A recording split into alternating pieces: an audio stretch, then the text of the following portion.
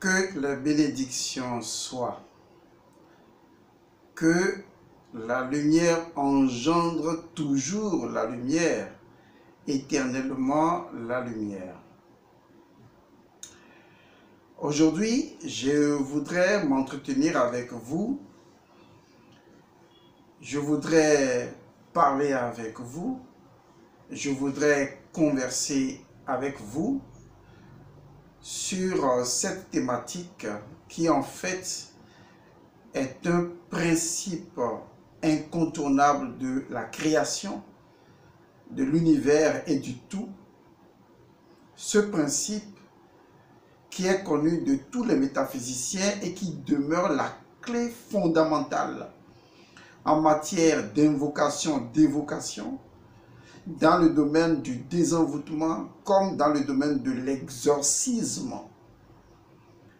Cette formule qui est qualifiée de christique, cette formule qui est qualifiée de mystique, cette formule dont l'implication conscientielle, lorsqu'on maîtrise les atomes ondulatoires qui permettent à ce principe d'être et qu'on l'intègre formidablement à son ADN. En réalité, lorsque on réalise ce principe au-delà du savoir et on va dans la connaissance de ce principe parce qu'il vous a affecté sur l'un des plans d'existence intérieur ou extérieur, lorsque vous réalisez la pertinence spirituelle de ce principe et son inéluctabilité dans la pratique quotidienne, que cela devienne une évidence parfaite pour vous et que vous commencez à vivre cette expérience de façon fondamentalement évidente et conscientielle. Lorsque vous arrivez à ce chemin vibratoire de fréquence et d'ondulation, de fréquence, d'énergie, d'électricité et de magnétisme, lorsque vous permettez à ce principe de tout simplement être parce qu'elle est et que rien ne peut l'arrêter, et bien ce principe peut complètement transformer votre vie. Car c'est le principe du principe. Je sais que j'en parle avec passion parce que c'est le principe qui a transformé ma vie et qui peut transformer le vôtre. Il est simple, puissant, permanent et très touchant. Sa simplicité peut dérouter et peut amener des personnes à ne vraiment pas le considérer, ce qui serait une véritable erreur. C'est la raison pour laquelle j'ai décidé aujourd'hui de l'exposer à nouveau et veiller à ce que peut-être à travers un autre langage que je vais utiliser pour vous le transmettre, ce principe-là, vous la transmettre, cette formule-là, vous soyez en mesure de vivre une crise de la conscience pour atteindre une prise de la conscience. Tout ça, ça me retourne à des années en arrière et je me rends compte en fait que la spiritualité n'est pas facile. Elle n'est pas impossible, mais elle n'est pas facile. C'est un chemin solitaire, mais très puissant. Un chemin qui vous confronte à vous-même, dans une infinité de versions de vous, où vous êtes obligé de dealer avec vous-même et de vous résoudre au fur et à mesure de multiples rencontres de vous à vous, jusqu'à ce que vous parveniez à élaguer les débris de personnalités illusoires qui ont tendance à tromper votre vigilance, votre œil, et que vous atteigniez finalement le vous vrai. C'est en ce moment que votre chemin commence. Voilà un peu de quoi il est question. Je voudrais aujourd'hui vous parler de la lumière. Le principe qui m'a été enseigné et qui m'a complètement bouleversé et qui a été le sujet-objet de multiples méditations. Parce que vous ne méditez pas, vous ne convertissez pas les principes en une démarche ontologique de méditation. Du coup, vous dites, oui, ce principe-là, oui, je le connais. Mais vous ne le connaissez pas, vous le savez, vous avez juste une information. Maintenant, la méditation vous permet de l'intégrer, vous permet de produire l'énergie du principe. Il ne s'agit pas de prétendre connaître un principe. Il faut être en mesure de produire l'énergie de ce principe que vous prétendez connaître. D'ailleurs, c'est en étant capable de produire l'énergie d'un principe que vous pouvez dire « Oh, je le connais, le principe !» Voilà. C'est comme ça que ça marche.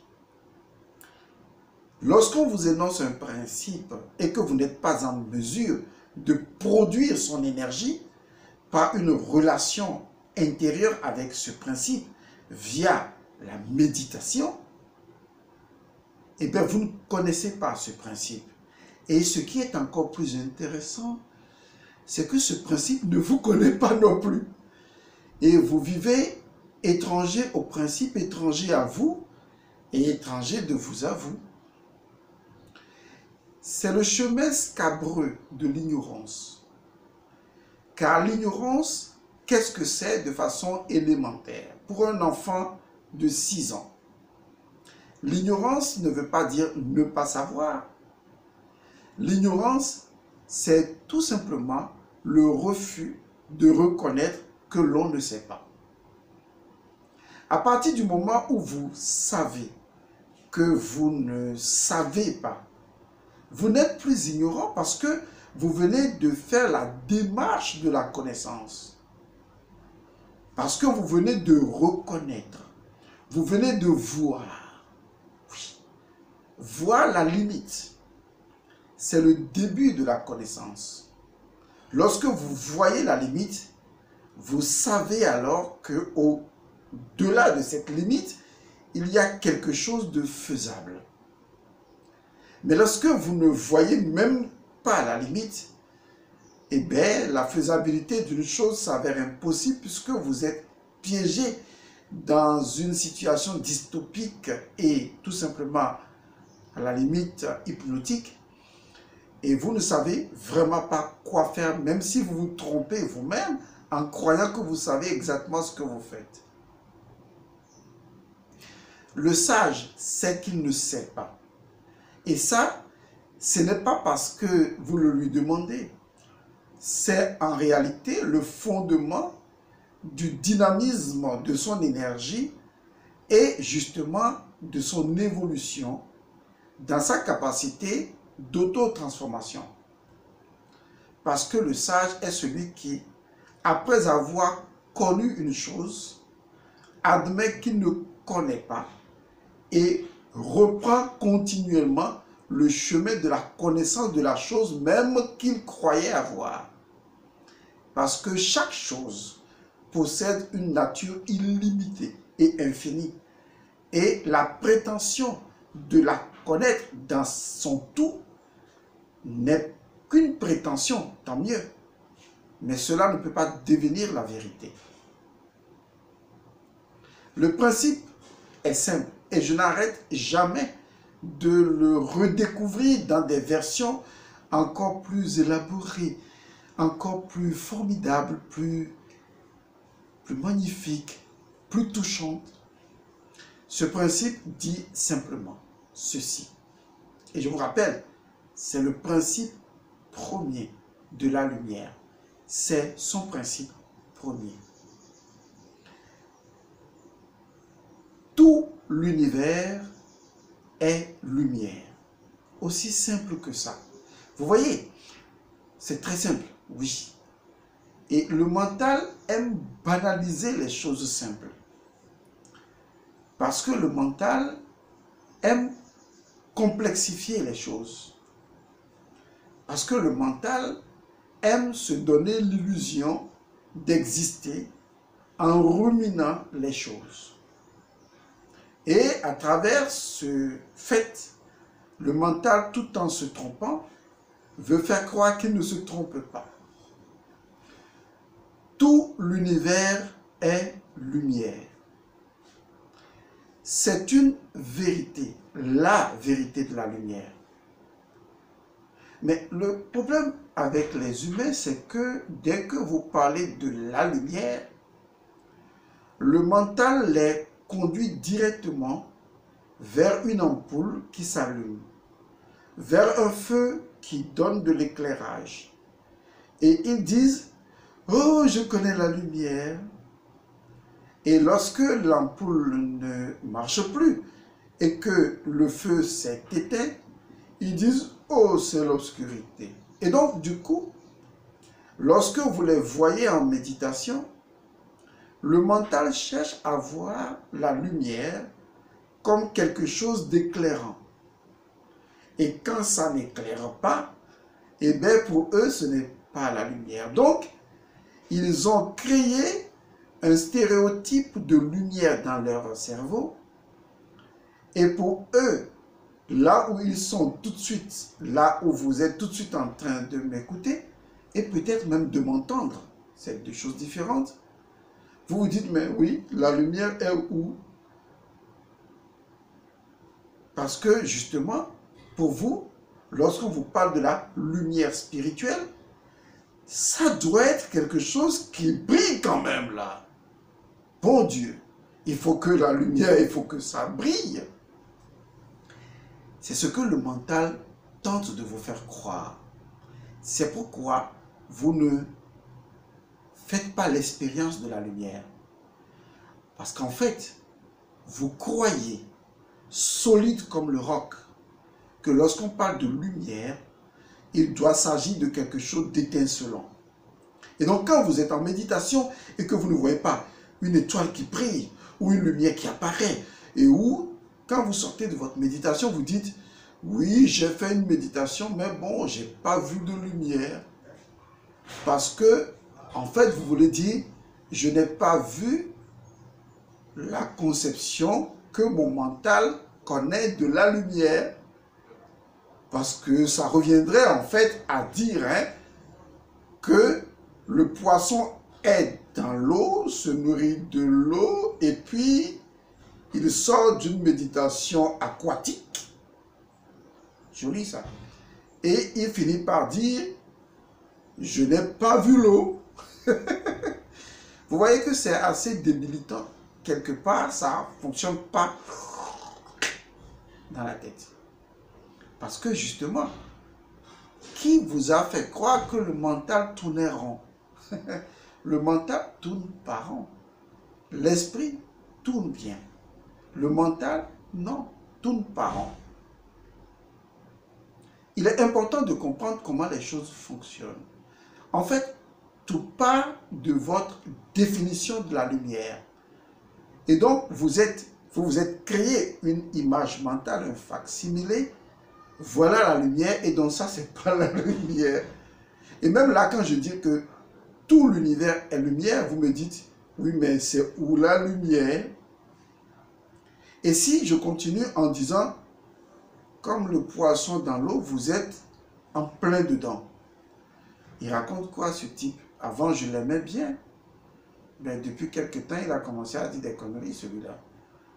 Bon, sinon, avant, je l'aimais bien. Il présentait bien les choses. Il disait les choses clairement. Ça suivait une logique, un raisonnement. Mais j'ai cru que, bon, ça ne fonctionne plus bien, là. Ça lui prend la tête, là. Oui, ça ne tourne pas trop rond chez lui, là. Je l'aimais bien, mais là, parce qu'il dit que la lumière, ben, on est en plein dedans. Et je dis que bon, voilà. Bon, lui, peut-être, il est en plein dedans, dans la lumière. Mais moi, maintenant, avec tous mes problèmes, avec mon pataclan de maladie, avec tout ce que j'endure en termes de blocage et de difficultés, et sans compter les envoûtements et les sorcelleries par-ci, par-là, et bien qu'ils viennent me dire que je suis en plein dedans, ben je dis, écoute, soit il ne voit pas bien, ou cette fois-ci, il s'est quand même trompé. Vous voyez, c'est exactement comme ça que vous marchez dans ce que j'appelle la duperie mentale. Parce que le mental se joue de vous. Il aime se jouer de vous. C'est une entité qui aime se jouer de vous. Parce que c'est un être, à la limite, lorsqu'il est dégradé, il est complètement orgueilleux. Et son orgueil est si effarant que le mental aime se jouer de vous. Je vais vous dire une chose qui est très simple. Je vais vous poser une question très simple. Qu'est-ce que la lumière? Je suis sûr qu'au plus profond de vous-même, vous ne savez pas ce que c'est. Lorsqu'on dit, et Dieu dit que la lumière soit, et qu'à partir de cette lumière, il a tout créé, en fait, vous avez une représentation de la lumière parce que interrupteur, crac, cric, lumière, crac, cric, lumière. Et donc, vous dites, sur appui de cette représentation illusoire, que vous comprenez la lumière et vous visualisez cette lumière-là. Lorsqu'on vous demande de visualiser la lumière ou de visualiser une bougie, cela ne veut pas dire que la lumière brille comme ça ou s'allume comme ci. C'est juste que on veut tout simplement, à travers cette représentation, permettre à votre esprit de libérer la lumière telle qu'elle a toujours été. Alors, laissez-moi vous parler d'une chose qui va vous permettre de comprendre ce qu'est la lumière. Comprendre, pas de définir ce qu'est la lumière, mais de la comprendre. Qu'est-ce que l'aveuglement? Parce que justement, pour comprendre la lumière, il faut comprendre l'aveuglement. Puisque c'est la fin de l'aveuglement que signifie la lumière. L'aveuglement n'est pas lié seulement aux yeux. C'est un terme qui est lié non seulement aux yeux, mais à toutes les perceptions de cette réalité qui sont devenues pratiquement impossibles. Et on dit aveuglement pour signifier l'incapacité de ressentir ou de vivre une expérience intérieure ou spirituelle. Mais en fait, de vrai, qu'est-ce que l'aveuglement? Pourquoi sommes-nous, disons ça comme ça, aveugles? Vous savez, nous ne sommes pas aveugles parce que la lumière n'est pas là. Nous sommes aveugles, je m'y inclus, hein. Nous sommes aveugles parce que justement, la lumière est absolument là. Il faut bien comprendre ce que je vous dis. Et je vais vous donner une idée de la chose. Est-ce que vous savez que la lumière rend aveugle? Vous avez une expression pour cela, une lumière aveuglante. Mais vous ne comprenez pas réellement ce que ça veut dire. Je dis et je le répète. La lumière rend aveugle. Et c'est cela que vous allez commencer à distiller dans votre conscience. La lumière rend aveugle. Et donc, mon aveuglement ne provient pas, en fait, de l'absence de la lumière. Mais l'aveuglement provient du caractère absolu, présentiellement absolu de la lumière. Et c'est pour cette raison que je suis en train de vous dire, Est-ce que vous savez que la lumière rend aveugle? Donc, votre aveuglement n'est pas du fait de l'obscurité. Votre aveuglement est du fait de la lumière. C'est la lumière qui vous rend aveugle, pas l'obscurité. De façon principielle, l'obscurité est incapable de rendre aveugle. L'obscurité ne possède pas le pouvoir, les particules qui permettent de rendre aveugle. Comprenez très bien ce que je vous dis, parce que ce que je vous dis là peut vous sauver la vie. Et ça va vous sauver la vie. L'obscurité ne possède pas les capacités principielles pour rendre aveugle. Seule la lumière possède les principes, les atomes, les modules fonctionnels qui permettent de rendre aveugle. Et l'aveuglement que la lumière produit n'est pas du fait même de la lumière, mais du fait du rapport qu'un élément non permanent a avec un élément permanent. Pour être plus précis, à partir du moment où la lumière, en termes de présence, est absolue, donc omniprésente et absolue, la seule possibilité qui existe pour quelqu'un vivant avec une structure mentale qui, elle, n'est pas absolue, de voir la lumière, c'est justement de ne pas la voir. Et de démontrer par son incapacité à accéder à la lumière qu'en fait, la lumière est absolument présente. Oui, je sais, vous mettrez encore peut-être plusieurs semaines, plusieurs mois, plusieurs années pour comprendre la déroute dans laquelle je suis en train de vous mettre. Et si vous le comprenez, vous deviendrez des êtres de lumière. Parce qu'en fait, c'est ce que vous êtes. Et donc, votre mental n'est pas dans l'erreur lorsqu'il vous dit que la lumière n'est pas là.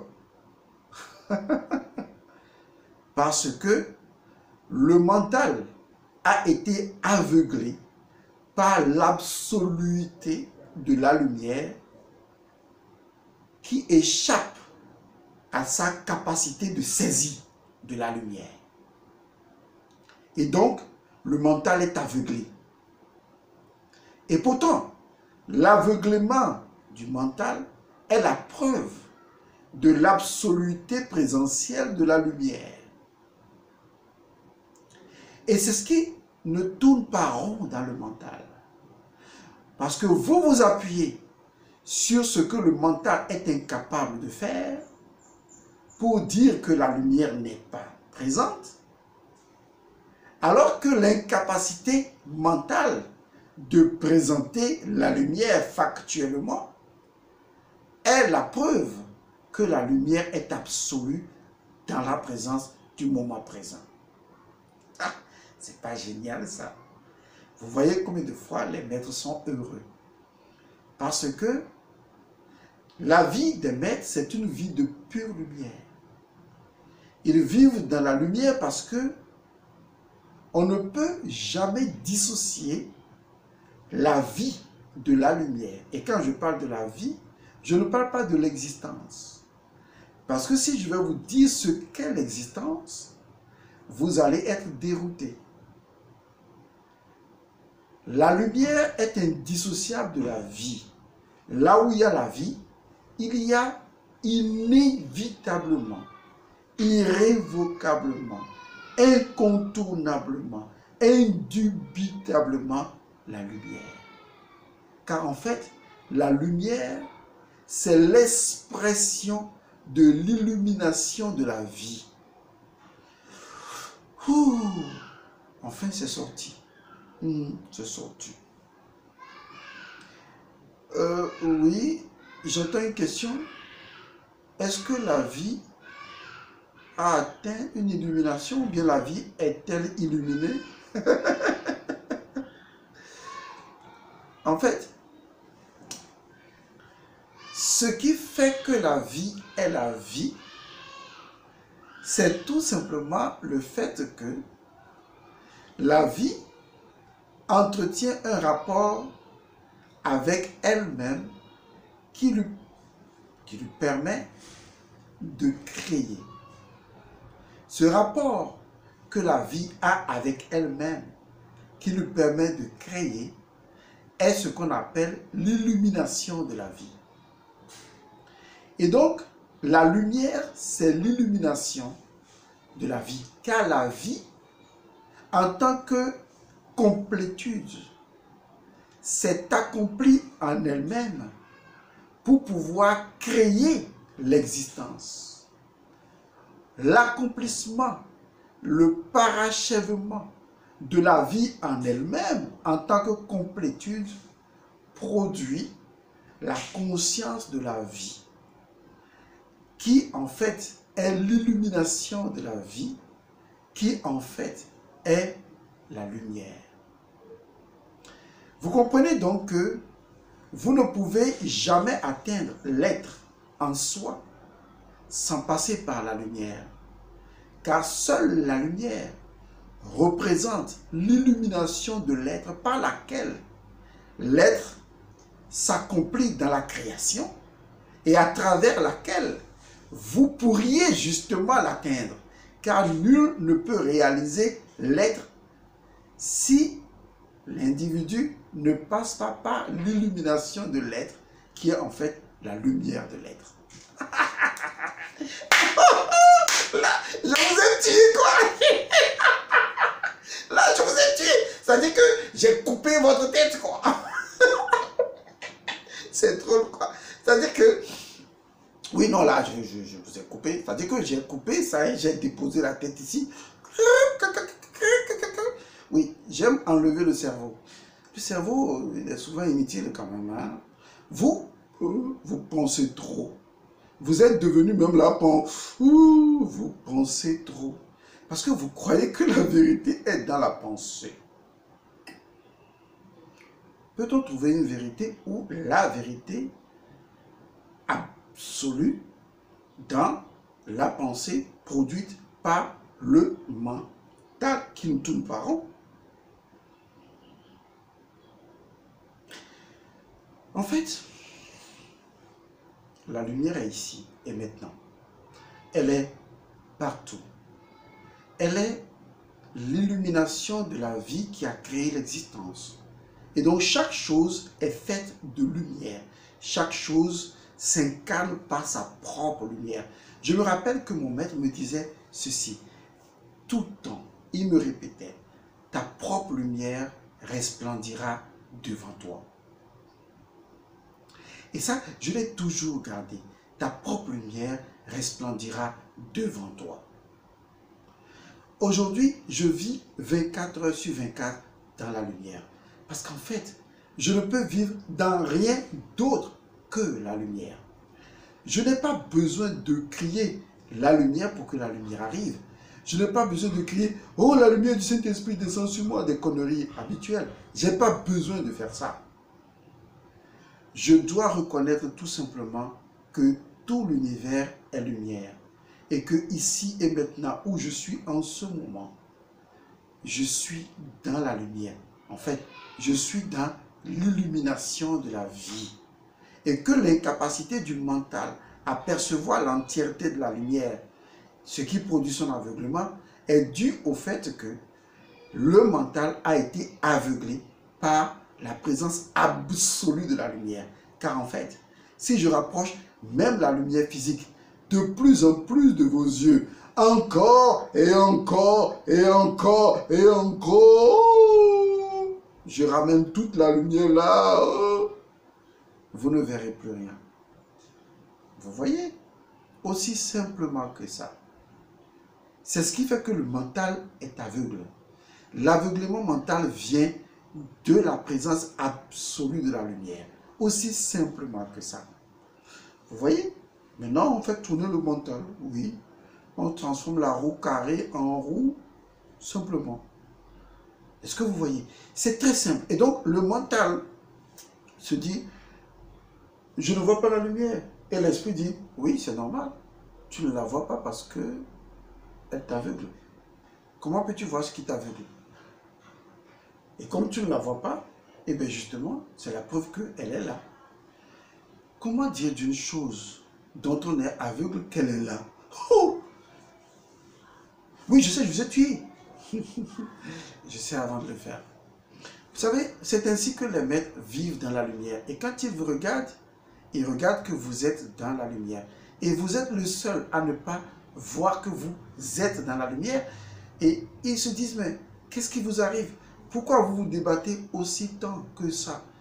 Vous dites, non, maître, c'est que il y a ceci qui m'attaque, il y a ceci qui m'attaque. Et le maître sourit. Des fois, quand je fais ça avec des disciples, ils se fâchent. Ils disent, maître, moi j'ai des problèmes, et vous souriez.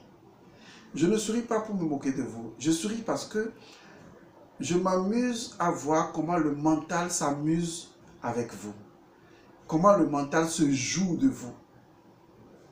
Lorsque vient le moment de l'éveil, ah oui, le mot éveil c'est important. Lorsque vient le moment d'éveil, l'individu met fin à l'illusion que le mental lui crée et réalise la présence absolue de la lumière. Tout l'univers est lumière. Il n'y a pas un seul espace, un seul mini-espace qui ne soit inondé de l'absolue lumière. Et donc, parlez à la lumière. Elle vous écoute. Car elle ne peut se connecter à vous que lorsque vous savez que vous savez qu'elle est là. Et quand vous comprenez son principe, son modus operandi, eh bien vous êtes plus serein. Vous n'avez pas besoin de l'appeler, car elle a toujours été là, elle est là et elle sera toujours là. Et votre attention ne sera plus focalisée sur les illusions du mental, mais sur la conscience de la présence de la lumière absolue dans votre vie. Maintenant, vous pouvez dire, comme le Créateur, que la lumière soit. J'osais scier quoi. Non mais écoutez, j'aime bien m'amuser. Vous savez, je suis comme un petit enfant. J'aime bien m'amuser, j'aime bien rigoler. Parce que si vous perdez votre innocence, vous êtes foutu avec 4 F. Ne perdez jamais votre innocence. Continuez à vous comporter comme un bébé. Ça ne veut pas dire que vous n'êtes pas responsable, si. Mais ça n'empêche pas non plus de se comporter comme un bébé.